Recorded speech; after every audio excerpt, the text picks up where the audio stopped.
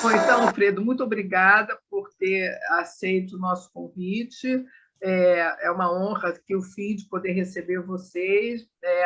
O nosso grupo é basicamente, né, de professores, né, convidados, né, e alunos, né, da nossa pós-graduação, e às vezes a gente tem de outras pós-graduações também.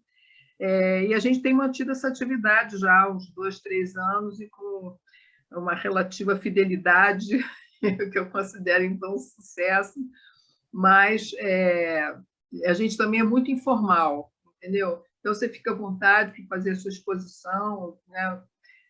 Usar o tempo que você quiser. Em geral, nós terminamos a 1 hora, porque aí depois os alunos também têm outras aulas, outras atividades, mas nesse intervalo você fica à disposição, a palavra é sua. Obrigada, viu, Alfredo? Bem-vindos. Obrigado, Carmen, e obrigado, Fernando, pelo convite, pela organização da sessão. Eu vou começar compartilhando a tela com vocês. Eu espero poder fazer isso com a competência necessária. Está dando para ver a tela com o título? Está ótimo, está ótimo. Isso é uma linha de trabalho que eu tenho desenvolvido há já algum tempo e desenvolvido muito devagar. Mas eu ficaria muito contente se vocês pudessem fazer comentários e seria uma contribuição importante para a forma de argumentar e para desenvolver esse argumento aqui que eu estou tentando articular. A ideia é de conceptualizar o neoliberalismo e de tratar de uma sucessão de crises que eu vejo dentro do que eu chamo de sistema de acumulação, que é essa fase, essa configuração, esse modo de existência do capitalismo a nível global, e olhar como essas crises se articulam. E, cada vez mais, o que vai ser meu argumento aqui hoje, para destravar qualquer uma delas, é preciso se pensar em termos de superação do neoliberalismo. É um sistema muito compacto, muito bem articulado internamente, e o que a gente vê como crises sucessivas, e eu vou tratar hoje da crise econômica, da crise política, da democracia, e a subida do autoritarismo, a crise de saúde, simbolizada pela pandemia, e a crise do meio ambiente.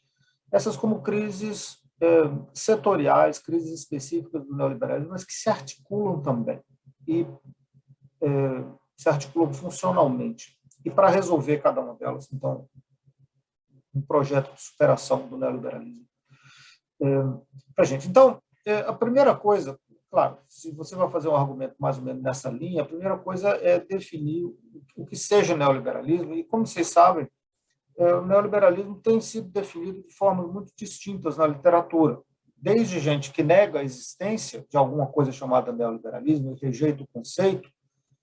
Certamente, aquelas pessoas que a gente chamaria de os neoliberais, todos eles rejeitam o conceito. Mas mesmo dentro das pessoas que trabalham do ponto de vista heterodoxo, crítico, etc., algumas pessoas aceitam o conceito, outras negam, e dentro das pessoas que aceitam, definem o neoliberalismo de formas distintas. Então, eu entro no meio dessa confusão, propondo uma forma de conceptualizar o neoliberalismo que, para mim, parece fazer sentido, mas isso aí é o julgamento que cada um tem que fazer. A primeira característica que eu atribuo ao neoliberalismo, enquanto fase, enquanto configuração, enquanto modo de existência do capitalismo, que vem depois do keynesianismo, da social-democracia, do desenvolvimentismo, e que vem depois do capitalismo liberal vitoriano, antes da Primeira Guerra Mundial. Então, a primeira característica do neoliberalismo é que o controle da alocação de recursos na sociedade passa ao setor financeiro. Controle da alocação de recursos no sentido da composição do produto, do consumo, do investimento e das exportações, o controle sobre o financiamento do Estado, o controle sobre a alocação de recursos a nível global. Esse controle que, nas fases anteriores do capitalismo, ou na fase anterior do capitalismo, seja nos países centrais quanto na periferia, era um controle muito exercido, em grande medida exercido pelo Estado e pelos organismos do Estado. Esse controle passou ao setor financeiro, não só ao setor financeiro em geral, passou a um setor financeiro integrado internacionalmente e fundamentalmente controlado por instituições baseadas nos Estados Unidos. E isso aí passou para o setor financeiro o comando sobre as principais fontes de capital na economia e, portanto, o comando sobre as principais alavancas de política econômica. Agora, quando você faz isso, quando você quando você realiza essa transferência de controle sobre a alocação de recursos, então, a consequência inevitável, dadas as características do setor financeiro, que é um setor que transaciona papel, é um setor que transaciona títulos, transaciona crédito e não, por exemplo, bens físicos ou serviços que são consumidos imediatamente, isso aí levou inevitavelmente à expansão de uma esfera puramente especulativa, absolutamente gigantesca, que é indistinguível do financiamento produtivo na prática. E, ao mesmo tempo, ao passo que as instituições financeiras passam a ter um papel central no processo de acumulação e no processo de reprodução social, elas, então, adquirem a capacidade de se apropriar de uma parcela cada vez maior do valor produzido na economia. Então, partindo do ponto de vista de que o setor financeiro não é diretamente produtivo, ele captura recursos que são produzidos no setor produtivo da economia, ele ganha a capacidade de se apropriar de fatias cada vez maiores desses recursos. Essa é a característica número 1 do neoliberalismo. Segunda característica é a financiarização e a transnacionalização da economia, ou seja, a reintegração do processo de produção e de financiamento a nível global, o que no discurso comum a gente chama de globalização. É um processo de integração internacional ao nível da firma. Sempre houve integração internacional ao nível das nações, ao nível do país inteiro. Então, a cadeia produtiva normalmente tipicamente se situava dentro de cada país e você transacionava o produto final. Cada vez mais, hoje em dia, o processo produtivo em si é transnacionalizado e, portanto, os processos de trabalho são transnacionalizados também. É uma interligação de cada circuito de acumulação individual, ao invés de ser a interligação dos produtos finais através da circulação internacional.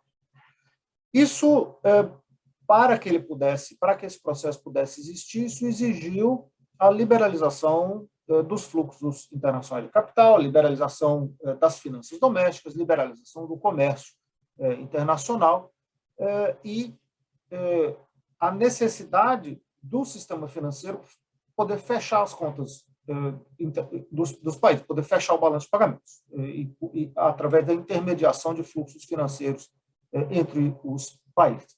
Esse processo não foi sempre um processo negativo. Ele contribuiu para o aumento da produtividade de uma maneira dramática, ao nível de firmas individuais. Contribuiu também para o processo de desindustrialização, para deslocamento da produção manufatureira para o leste asiático em geral e para a China em particular. Contribuiu para um novo modo de integração da economia global, contribuiu para a introdução de novas tecnologias, novos processos de trabalho de uma maneira bastante radical nos últimos 30, 40 anos, e contribuiu para a reestruturação da classe trabalhadora e para uma compressão internacional dos níveis de salário. Isso tudo como consequência e como aspecto dessa forma de reintegração da economia global. Então, como consequência desse processo, a gente tem alguma coisa que pode ser representada pelo primeiro gráfico acima, que é a taxa de lucro no setor corporativo nos Estados Unidos. Uma recuperação, uma queda evidente dos anos 50, no período pós-Segunda Guerra Mundial, até o começo, meados dos anos 80, depois uma recuperação, a gente nota a queda na grande crise financeira de 2007, 2008, 2009, mas se recuperou, a taxa de lucro se recuperou. Isso como símbolo, como evidência, como representação do fato de que a transição ao neoliberalismo recompôs o processo de acumulação internacional que estava um bocado desarticulado depois, com a crise global, do que eu estou chamando de sistema de acumulação anterior keynesiano. Uma crise que se manifestou com a derrota dos Estados Unidos na Guerra do Vietnã, se manifestou com a Revolução no Irã, se manifestou com a crise do dólar no final dos anos 70, começo dos anos 80. O neoliberalismo e a financiarização resolveram esses problemas, rearticularam o processo de produção, restauraram a hegemonia internacional dos Estados Unidos e, portanto, como consequência, levaram a essa recuperação da taxa de lucro. Ao mesmo tempo que isso aconteceu, a gente tem um segundo gráfico, que é a parcela dos lucros totais na economia dos Estados Unidos. Eu estou usando os Estados Unidos como evidentemente o país mais significativo nesse processo. A parcela da taxa a parcela dos lucros totais que são capturados pelo setor financeiro, que oscilou em torno de 10% durante várias décadas, mas com a transição neoliberal sobe muito e chega a tocar os 40% dos lucros totais capturados pelo setor financeiro, que, como eu tinha mencionado antes, não é diretamente produtivo de valor. Então, o setor que intermedia é um setor que captura. E, pela sua centralidade na acumulação, ganha o poder, a capacidade de capturar cada vez mais. Como o setor financeiro é também o setor, tradicionalmente, com as remunerações mais elevadas na economia, esse processo de concentração de recursos no setor financeiro contribuiu para a concentração de renda na economia como um todo. Eu vou voltar a isso. Daqui a pouco. Mas uma consequência desse processo, que a gente pode analisar de formas distintas, mas foi a desaceleração das taxas de crescimento, que é um processo que já vinha desde antes, e certamente vinha desde os anos 60, desculpa, as datas saíram erradas, mas esses dois gráficos começam em 1961 e terminam em meados dos anos 2000, ou 2010, ou alguma coisa mais ou menos assim. Mas é evidente, e você pode fazer isso para a OCDE, pode fazer para a economia mundial, pode fazer para os países individuais, o quadro é fundamentalmente o mesmo. Taxa de crescimento do PIB em desaceleração para a grande maioria dos países de economia avançada, com algumas exceções setoriais na periferia, mas aí depende do país. Terceira característica do neoliberalismo que eu quero chamar a atenção é o que eu estou chamando de financiarização do Estado, que é importante ao nível ideológico, porque é o Estado que legitima, em todos os casos, é o Estado que legitima a transferência do controle da alocação de recursos do próprio Estado para o setor financeiro, que legitima a transferência do controle das fontes de capital para o setor financeiro, que legitima a estratégia de acumulação e o sistema de acumulação neoliberal. Politicamente, o Estado é que gerencia as mudanças legais, regulatórias, etc., que são essenciais para a transição ao neoliberalismo, e é o Estado que reprime a oposição também. E, dentro do plano mais estritamente econômico, o Estado que coloca em vigor a nova política industrial, a nova estrutura financeira, é o Estado que comercializa os serviços públicos, é o Estado que privatiza o que era anteriormente propriedade estatal, é o Estado que impõe condicionalidade na política social, é o Estado que retira direitos sociais, é o Estado que impõe parcerias público-privadas, é o Estado que impõe critérios de performance próprios do setor privado dentro do próprio Estado, etc. É o Estado que se neoliberaliza, que se financiariza gradualmente. E é toda uma discussão extremamente interessante que a gente pode ter com relação a isso. Quarto elemento, eu estou chamando de financiarização da ideologia, a nível de que o neoliberalismo ele se auto-justifica ideologicamente em torno de dois princípios fundamentais. O primeiro princípio é o princípio da competitividade. Agora, a gente deve entender, aceitar, reconhecer que concorrência ela existe de formas distintas em cada mercado, em cada sistema produtivo. A concorrência dentro do setor financeiro é muito diferente da concorrência no setor petroleiro, é muito diferente da concorrência no setor de produção de uva. Então, o tipo de concorrência que é usado dentro da ideologia neoliberal é o conceito de concorrência próprio ao setor financeiro e o conceito de competitividade próprio do setor financeiro. Mas isso é usado para argumentar que o neoliberalismo traz eficiência aonde quer que ele seja implantado. A segunda perna do discurso ideológico neoliberal é a noção de democracia. A noção de democracia, mas eu vou voltar a isso mais tarde, mas entendida como um sentido muito raso de concorrência entre partidos políticos neoliberais que são ligeiramente distintos e que buscam validar suas plataformas dentro do mercado político, onde eles se vendem aos eleitores e o eleitor expressa a sua preferência de uma maneira regular, da mesma forma como expressa a preferência quando vai ao supermercado escolhe marca de sucrilho diferente ou escolhe uma banana de um jeito, a banana de outro jeito. Então, a mesma escolha, o mesmo tipo de escolha é feito no mercado político. Então, a expectativa era de que, com base nesses dois princípios, poderia ser possível construir uma sociedade politicamente estável, hegemonicamente neoliberal, e aonde todos os agentes seriam competitivos no sentido de Hayek, no sentido entendido pela geração original neo-austríaca dos neoliberais. A última característica do neoliberalismo que eu vou mencionar é o que eu estou chamando como guarda-chuva, como grande tema, o que eu estou chamando de financiarização da reprodução social. O neoliberalismo, ao se espalhar ao redor do mundo, ele transformou os processos de reprodução social. E para as pessoas que são que se lembram, que estavam no mundo, né? Se você pensa no mundo de 40, 50 anos atrás, era um mundo bastante distinto. Se você vai na biblioteca e pega revistas ou jornais daquela época e você lê, era um mundo nitidamente distinto. E na esfera da reprodução social, o neoliberalismo impôs a disciplina de uma maneira bastante drástica em diferentes planos. Impôs a expansão do neoliberalismo ao redor do mundo, ele impôs a disciplina na medida que o capitalismo se espalhou pela Europa Oriental, se espalhou pela África, pela Ásia, pela América Latina, e integrou a produção dessas localidades em um sistema globalizado de produção que aumentou muito a concorrência entre classes trabalhadoras localizadas em países distintos e dentro da classe trabalhadora de cada país. Uma pesquisa encomendada pelo Banco Mundial que diz que 75% dos trabalhadores nos Estados Unidos já ouviram o argumento de que se eles demandassem salários mais altos, a firma ia fechar ou a firma ia se mudar para outro país. Isso é um mecanismo de disciplina extremamente poderoso. Não há nada que você possa fazer enquanto trabalhador se o seu patrão diz uma coisa dessa.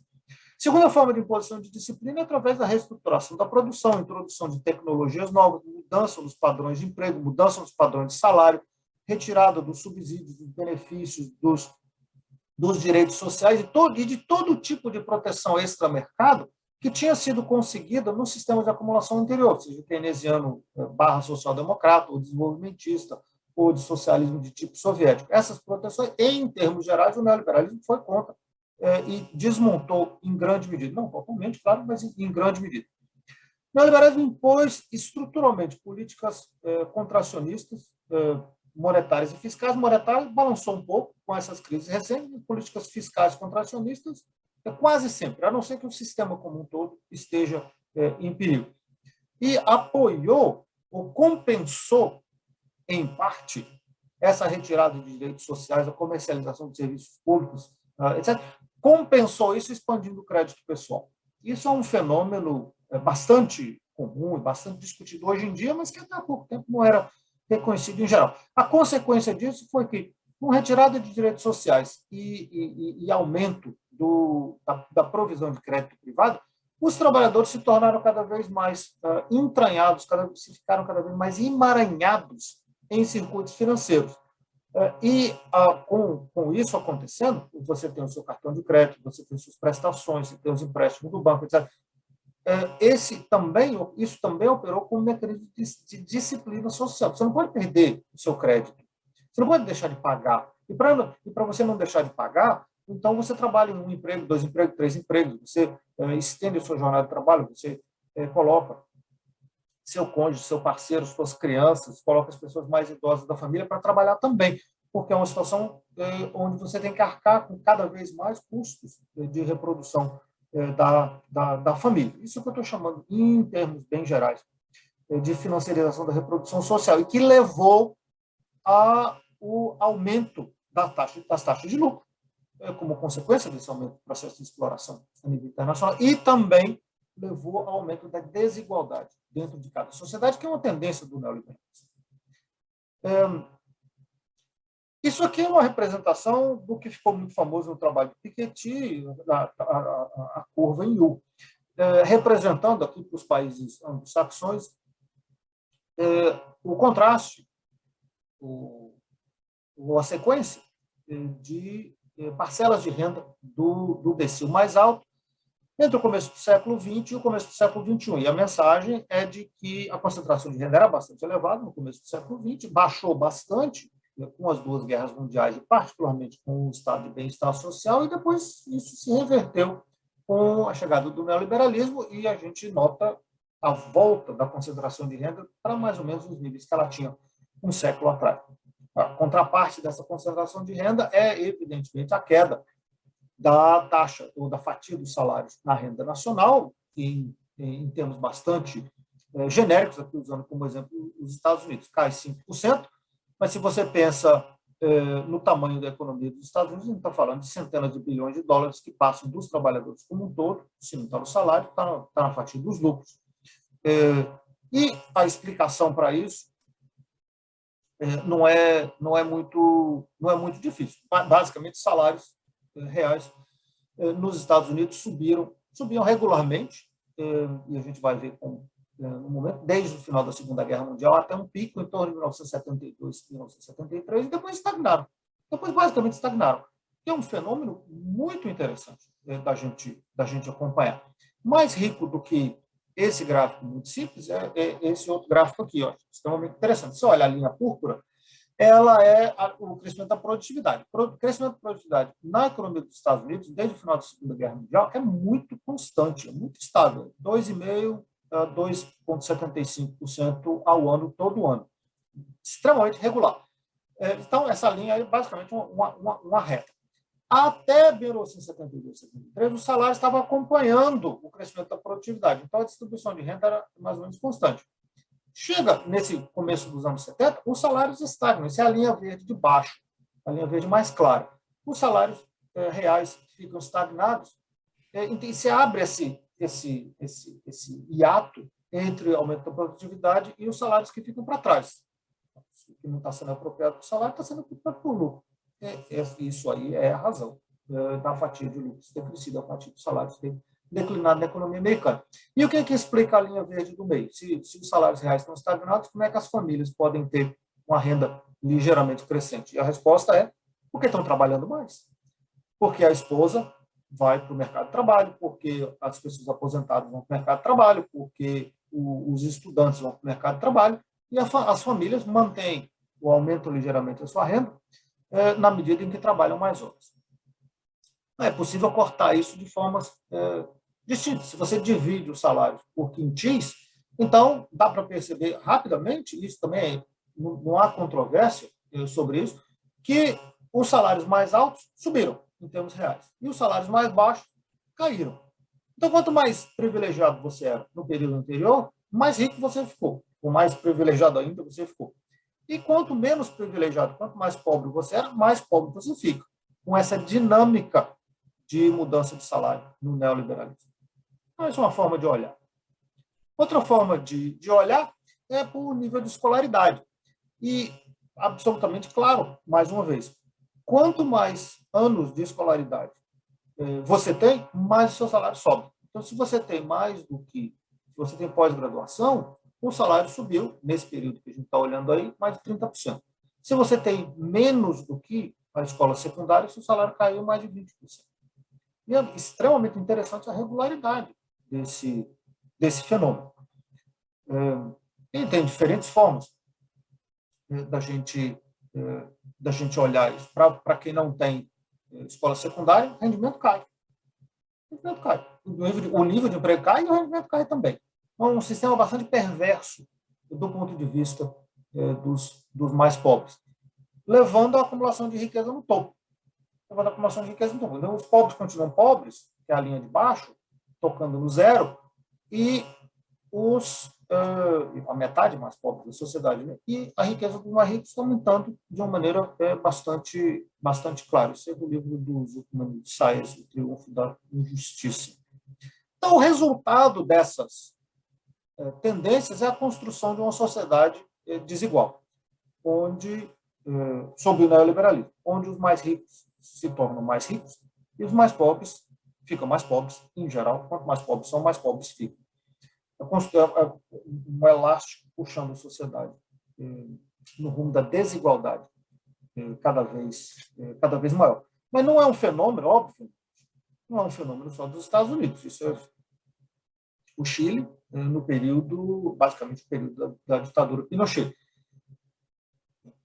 onde é absolutamente transparente e linear. Se você está no decil mais alto, sua renda subiu em 50%. Se você está no decil mais baixo, sua renda cai em 40% e os decils do meio se comportam de uma maneira muito simples.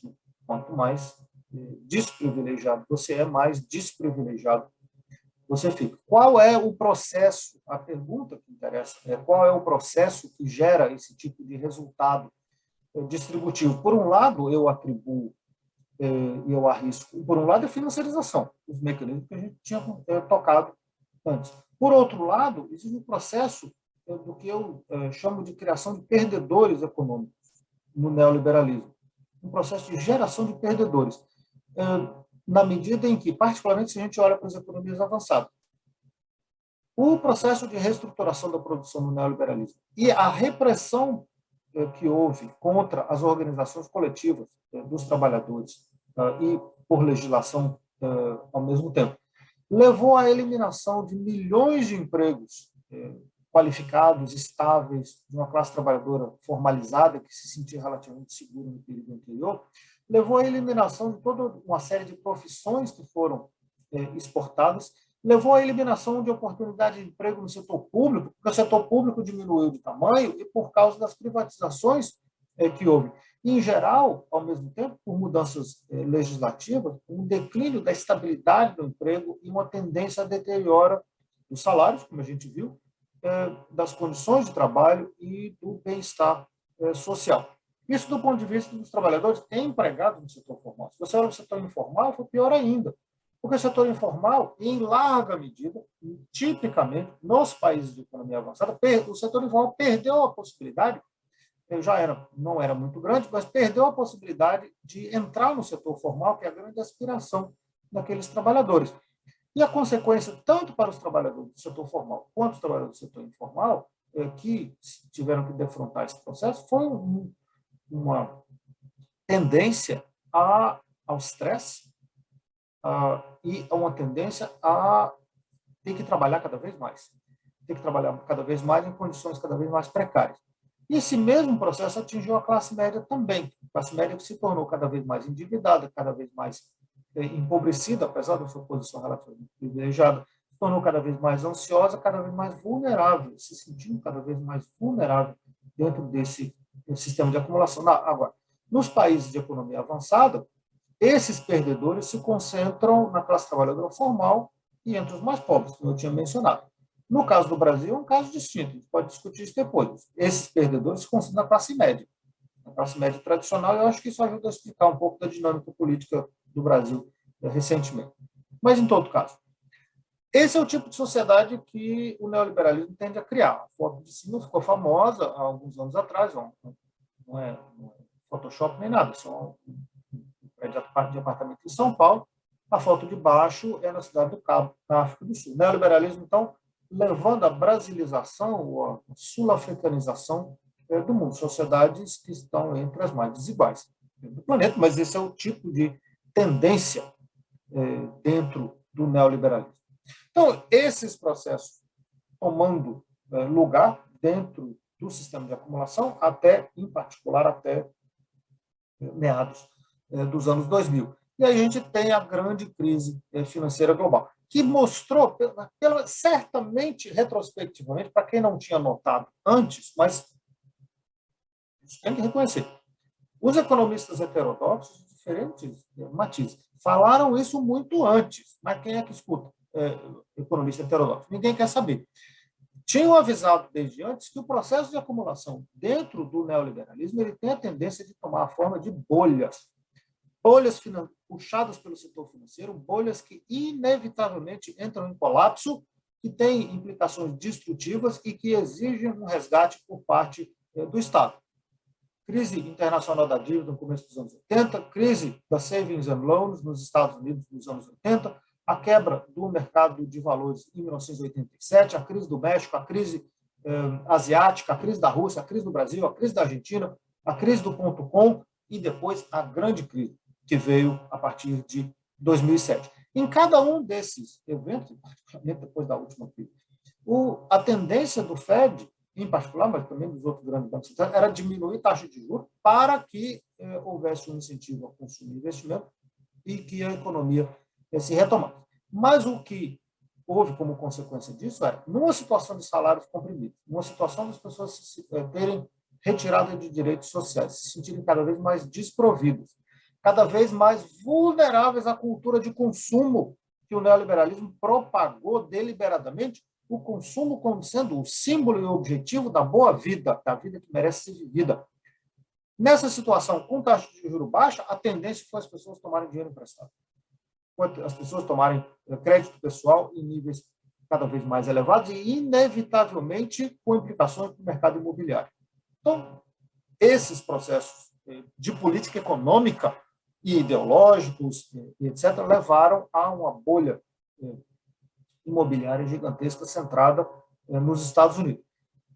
Quando a crise acontece, gradualmente a partir de 2007, mas em particular a partir de setembro de 2008, quando o Lehman Brothers quebra, então os mercados de crédito congelam, os preços das ações em colapso, instituições financeiras famosas vão à falência, e todo mundo correu, todas essas instituições correram para os seus governos respectivos, pedindo, pelo amor de Deus, para vir alguma ajuda.